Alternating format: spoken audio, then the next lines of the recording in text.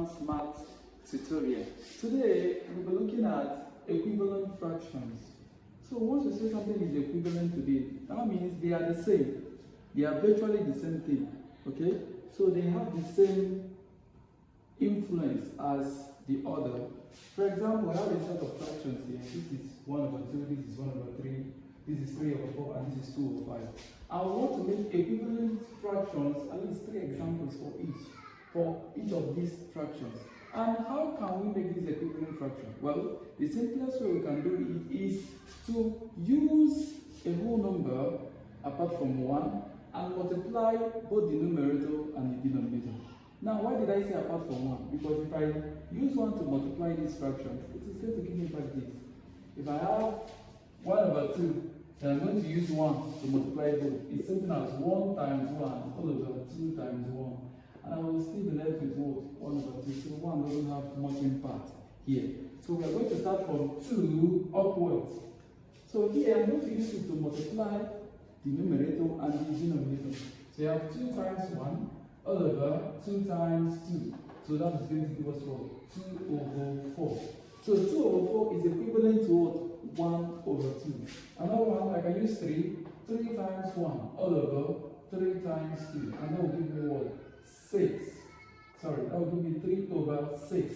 3 over 6 is equivalent to 1 over 2. And it is still equivalent to 2 over 4. The last one is 4. 4 times 1 all over 4 times 2, and that will give me 4 over 8. These 3 fractions are equivalent to these. Then going over to the next fraction we have here, 1 over 3, it's still the same approach. So I'm going to use 2 to multiply.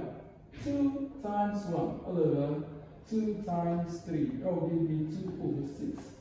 The next is 3 times 1 all over 3 times 3, that will give me 3 over 9. And lastly, we have 4 times 1 all over 4 times 3. And that will give me 4 over 12. So these 3 fractions are equivalent to this. That means if you reduce them, you're still going to get this. Okay? So here, we go over to this one, which is 2 times 3 all over 4, 2 times 4. And that will give me 6 over 8. The next one, I'm going to use 3 to multiply. 3 times 3 all over 3 times 4. That will give me 9 over 12. Then lastly, we have 4 times 3 all over 4 times 4. That will give me 12 over 16.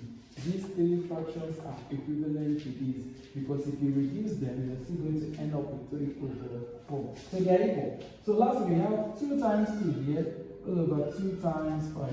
That will give me 4 over 10. Okay, next we have 3 times 2 all over 3 times 5. We're going to have 6 over 15. It's equivalent to this. And last we have 4 times 2 all over 4 times 5. That will give me 8 over 20. And 8 over 20 is equivalent to 6 over 15. And it's also still equivalent to 4 over 10. And 3 of them are equivalent to 2 over 5. So this is it about equivalent fraction. Thank you. Remember to click the like button and subscribe.